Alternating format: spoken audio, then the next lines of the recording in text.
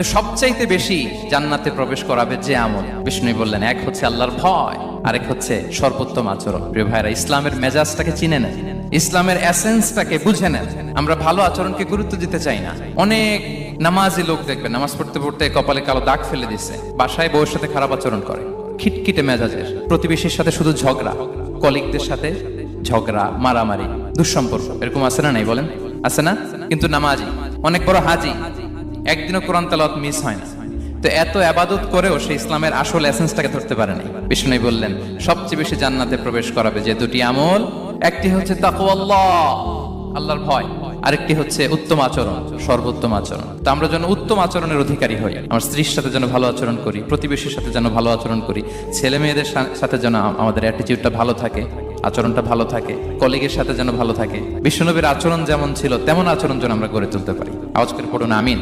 সুনানে আবু দাউদের এক